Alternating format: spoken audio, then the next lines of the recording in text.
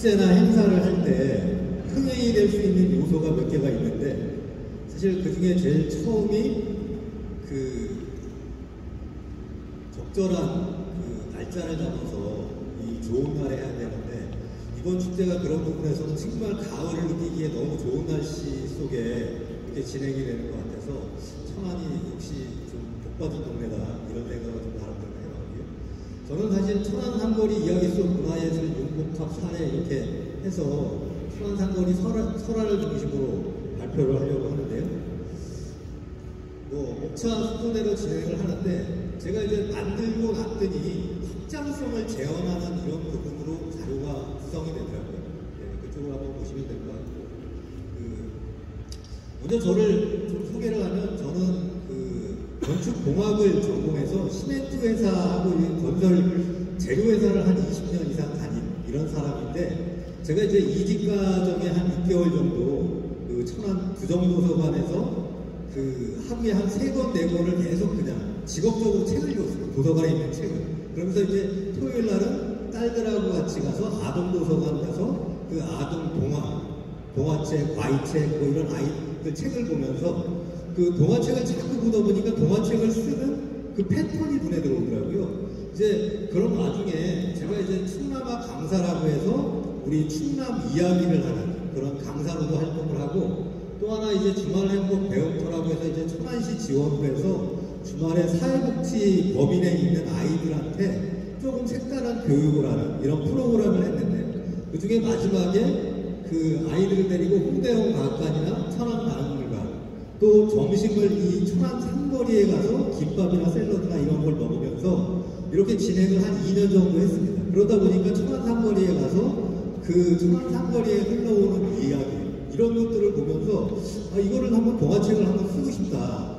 그래서 이제 천안 상거리 오늘 제 정리한 책에 보면 5가지 유형의 이야기가 내려오는데, 그런 것들을 전부 다 융합을 하고 섞어서 이 마지막에 능소의 사랑 이야기라는 이 동화책을 만들었습니다. 그리고 나서 그 작년에는 또 이 동화책을 기반으로 해서 능수거들의 기대면 그님이 오시려나 하고 16부작 드라마 대본을 한번 썼습니다.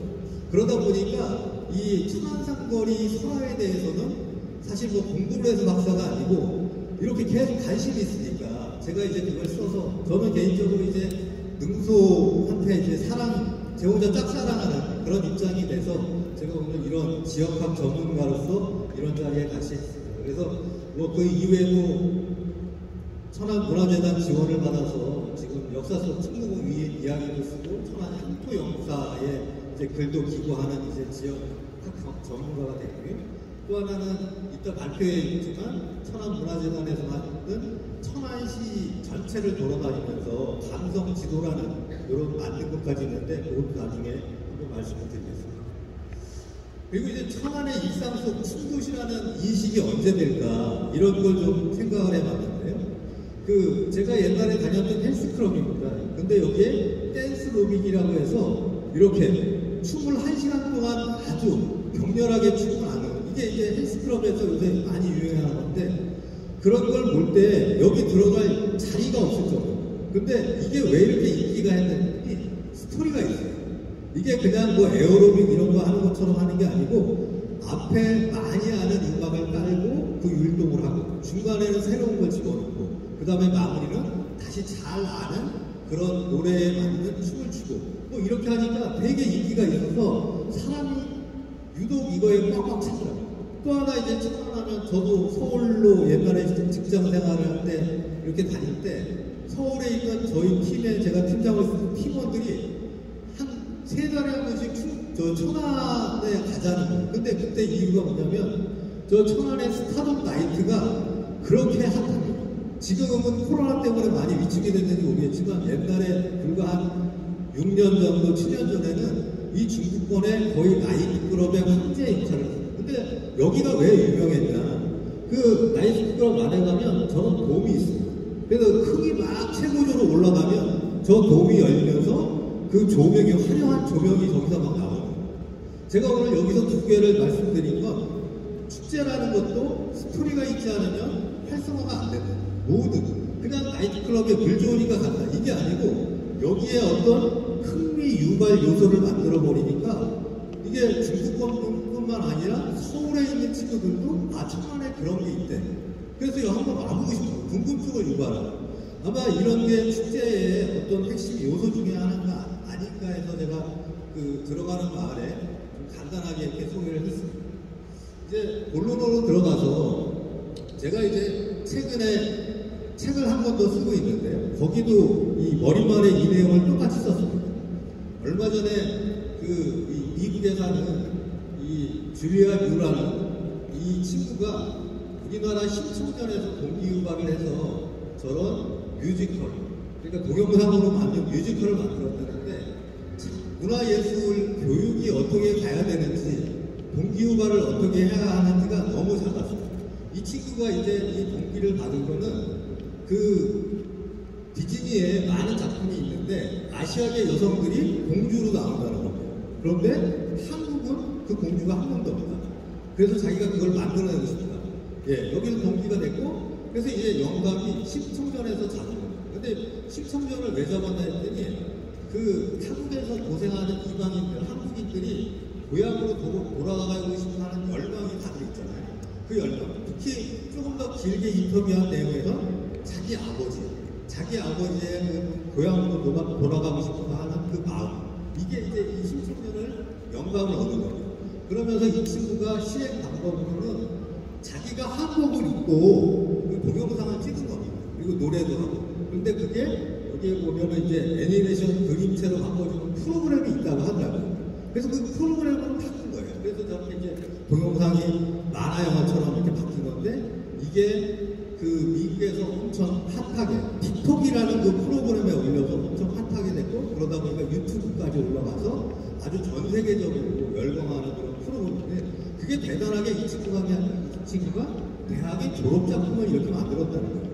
그럼 거꾸로 우리나라 아이들은 어려서부터 그 많은 동화책, 구전동화, 전래동화, 또 나름대로 우리가 만들어낸 동화작가들이 만든 그 많은 동화책에서 왜 이런 생각을 못했을까? 이런 생각이 저는 거꾸로 들면서 우리의 교육이 좀 그런 식으로 바뀌어야 되는 거 아닐까? 아마 이게 우리 축제도 연관성이 있다고 생각이 됩니다. 그런 부분에서 이제 우리 천안 삼거리에 이 이야기의 확장성이 어느 정도 있는지 제가 이제 조사를 해서 보니까 천안 삼거리에 이렇게 인형이 만들어지고 스토리가 이렇게 걸려 있어요. 그거 말고는 대표적인 게 옛날에 스토리텔링 공모전을 한번 했더라고요. 근데 그 이후에 이 이야기가 가장 활성화된 건 이번 축제 기간에도 있는 나당극 응소전. 이게 이제 대표적인 삼거리 이야기를 전파하는 사례인데 올해 제가 이 업체를 평가할 때 관장님하고 같이 했지만 올해부터 이걸 아동들도 즐길 수 있는 아동 분야로 좀 넓히겠다. 이런 이제 그 사업의 확대성이 좀 보였습니다. 또 하나는 또 찾아보니까 제 동화책이 최근에 이제 이렇게 나온 거고요. 그 다음에는 그 천안 단계 기간에 이 그림을 통해서 선생님이나 아이들이 그림을 보여주고 이야기를 해주고 어떻게 보면 마당극하고도 비슷할 수 있죠. 그런 카드까지 이렇게 개발이 되어 있는 사례를 확인할 수 있는데 그런 부분에서 확장성이 되게 좀 낮다 이렇게 좀 볼 수가 있어요. 또 하나 이 확장성에 대해서 이게 구비문학에서 출발을 했기 때문에 무궁무진하게 활용할 수 있다. 그런데 많이 이쪽으로 지원도 좀 돼야 되고 그 문화예술 창작하시는 분들이 이거에 대해서 새로운 동기부여를 좀 많이 받아야지 더 될 수 있다는 부분하고 또 하나 구비문학은 어떻게 바꿔도 상관이 없다. 시대상을 반영해서 그 시대에 맞게 계속 바뀔 수 있는 그 문학의 분야 중에 하나가 바로 이 구비문학이기 때문에 우리가 천안시에서 더 확장성 있게 동기부여를 해줄 필요가 있다. 이렇게 좀 볼 수 있고요. 그 중에 우리나라에서 구비문학으로 가장 성공한 케이스 바로 춘향전입니다. 다들 춘향전처럼 확대되기를 바라고 있습니다. 근데 이것도 제가 동화책을 쓰다가 보니까 이 춘향전은 유아, 아동 대상으로의 책들이 이렇게 개발이 되어 있고요. 또 하나는 15세, 청소년 대상으로 그 책도 있고 드라마도 대부분 요 정도 수준으로 만들어졌어요. 또 하나는 19금도 있어요. 그래서 이제 이렇게 다양하게 개발이 되다 보니까 적기적소에 활용할 수 있는 자원이 너무 많아지는 거예요. 또 하나는 그 춘향전 같은 경우는 그 유럽이나 미국이나 일본이나 이런 데 번역본이 다 있어요. 그러다 보니까 그 한국의 구전 문학, 구전 책 이렇게 하면 이제 춘향전으로 대표될 수밖에 없는 거고요. 또 하나는 춘향하면 남원시 이게 공식화가 되고 있어요. 적어도 이제 우리 천안함거리의 이야기가 천안하고 매칭이 되려면 이 정도 노력을 해야 된다. 더군다나 얼마 전 뉴스에 보니까 동화책 속에 있는 춘향의 묘가 있어서 여기에도 매년 그 돌아가신 어떤 그 지역의 위인한테 참배를 하는 것처럼 그런 제사를 지내고 있다는 뉴스까지 나올 정도로 어떻게 보면 이렇게 지자체에서 소역할을 한 거죠. 그래서 어떤 스토리가 그 지역의 대표가 되는 것은 하루아침에 뚝딱되는 게 아니고 상당한 많은 노력이 있어야 된다. 이런 부분을 좀 말씀드리고 싶습니다. 다음으로 이제 이 천안함거리 이야기를 분석해보면 그 능소가 주인인 여성 중심 이야기다. 이렇게 좀 말씀을 드릴 수 있습니다. 이건 춘향전, 심청전 이런 것처럼 여성 중심의 이야기고요. 그 다음은 가장 빠져 있는 게 우리가 아빠와 자녀의 사랑 그리고 부부의 사랑도 있지만 사실 이 천안함거리의 핵심 얘기는 부모의 사랑입니다. 전혀 현현지간이 아닌 천안함거리의 주모가 능소를 키워주고 저는 이제 이 책에 2019년에 되면서도 이 사랑이 인류애라고 얘기를 했는데 근데 얼마 전에 페이스북에 보니까 이건희 회장께서 했던 동영상이 있는데 이거의 핵심 키워드가 뭐냐면 삼성의 초인류 기업으로 가려면 인류애를 가져야 된다. 그만큼 이 우리 동화책에 있는 인류애가 기업도 인류 기업으로 갈 수 있는 그런 거. 좀 전에 제 앞에 발표했지만 천안의 이 춘축제가 세계적으로 되려면 이 인류애라는 키워드를 가져가지 않으면 그 어떻게 보면 초인류 도시로 가는데 한계가 있기 때문에 이런 키워드를 잘 잡아서 우리 축제에 남기는 이런 과정이 필요할 것 같고요. 마지막에 흥을통의 회복과 재생의 의미가 이야기인데 이번에 마침 시장님이 그 축제의 기조 발표를 하실 때 이 내용을 그대로 반영하는 걸 보면서 아 이게 상당히 애를 쓰셨구나. 뭐 직접 쓰셨는지 아니면 누가 써주는 걸로도 기조글을 쓸 때 상당히 많은 얘기를 했고 천안에 어떻게 보면 내려오는 이야기를 근간으로 아 이렇게 축사를 했구나 그런 느낌을 받았습니다. 다음은 이제 천안 연역과 지리적 특징인데요. 이거 이제 천안 공무원분들이 이거에 대해서 되게 강조를 해서 제가 이 내용을 넣었는데 맞습니다. 이게 어떻게 보면 그 지역의 정체성을 잡으려면 그 연역과 지리적 특징은 꼭 들어가야죠. 하지만 이건 되게 식상해질 수 있을 것 같아서 넘어가고요. 다음은 이제 능수거들 연관성인데요. 사실 천안함거리에 능수거들이 되게 연관성이 있고 이야기에도 그렇고 춤도 그렇고 다 이 연관성이 있지만 능수거들은 아직 그렇게 핫하게 어떤 우리 안으로 들어오지 않았습니다. 그래서 먼저 발표하신 교수님이나 이런 분들이 능수거들의 율동을 보고 어떤 춤을 개발하거나 아니면 능수거들의 이야기를 조금 더 깊이 만들 수 있는 이런 동기부여도 되게 절실하고 이게 아마 문화예술적인 접근이 확장성을 주는데 되게 좋지 않을까 이런 생각을 좀 같이 해봅니다.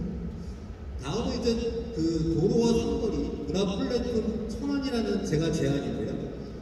최근에 보니까 문화예술 플랫폼이라는 단어가 되게 많이 쓰이고 있습니다.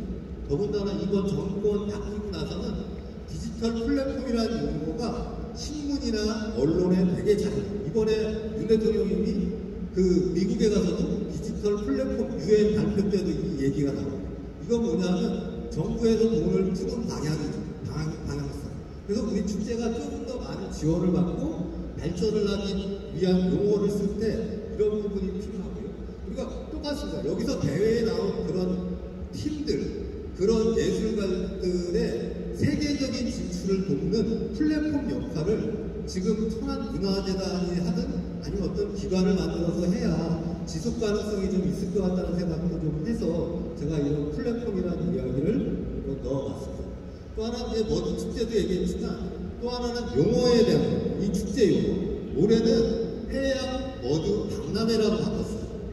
축제보다 최근에는 박람회라는 용어를 많이 쓰는데 그건 왜냐하면 확장성을 고민하기 때문에 그렇습니다. 축제하면 즐기는 거에 너무 중심이 지정돼 있는데 박람회 하면 많은 것을 흡수하겠다 이런 취지로 운영을 하기 때문에 도령도 조만간에는 아마 뭐드라는 나라를 버릴 수는 없지만 해양이란 쪽으로 넘어가기 위해서 이런 박람회에 이런 제목을 그 큰 행사의 제목을 바꾸고 이런 것들도 천안시도 한번 고민을 해봐야 되겠다 이렇게 말씀을 드릴 수 있습니다. 다음에 이제 흥이라는 건데요. 그 오늘 이 자리가 앞에 교수님처럼 조금 지적사항을 얘기하는 그런 자리가 돼야 돼요. 더군다나 오늘 이렇게 아침 일찍 여기에 오신 분들은 다 이 풍타령 축제의 발전을 위한 마음가짐이 남다른 분들이기 때문에 적어도 우리가 하나하나 그 단절된 것들을 좀 볼 수도 있어야 될 것 같은데 저는 흥이라는 단어가 밑에 아리랑이나 밀리리아 이런 노래보다 더 큰 단어라고 개인적으로 생각을 합니다. 그래서 그런 부분이 아까도 얘기했지만 민족의 대표 정서인 인류애나 그리고 또 그 흥이라는 것들이 여러 요소를 끌어들일 수 있는데 그 융합의 기질 그게 이제 천안함 삼거리에서 그런 것들이 많이 발생을 했거든요. 그런 장소성도 좀 강조를 하고 그 다음은 플랫폼이라고 오늘 제가 제안드리는 이 용어를 통해 확장성과 신명을 담을 수 있으면 좋겠다 이런 말씀을 드리겠습니다. 또 하나는 사실 계속 노력을 하고 있습니다. 저는 이제 천안 이 안에서 활동을 하면서 천안문화재단하고도 이제 몇 번 이렇게 활동을 하면서 보면 천안의 축제 안에 또 먹을거리가 안 들어올 수 없잖아요. 그래서 제가 그 지도를 만들 때 보니까 천안의 대표 먹거리가 뭐냐 천안 호두하고 천안 병천 순대를 꼽으시더라고요. 근데 천안 병천 순대는 둘째 치고 천안 호두에 대해서 천안 호두 과자도 그 질문이 많아요. 이미 천안도 80% 정도는 외주에서 이렇게 이주를 하신 분들인데 다 원조가 붙어 있으니까 그 천안 호두 과자 원조가 어딘지 스토리를 좀 이렇게 해줬으면 좋겠다 이런 말씀도 하시고요. 또 하나 천안 호두가 생산되는 곳에 대해서도 되게 궁금해 하시더라고요. 예, 또 하나는 이것들이 호두 과자 말고도 보니까 그 껍질을 이용해서 호두 염색을 하는 그런 것들이 원도심에 있고요.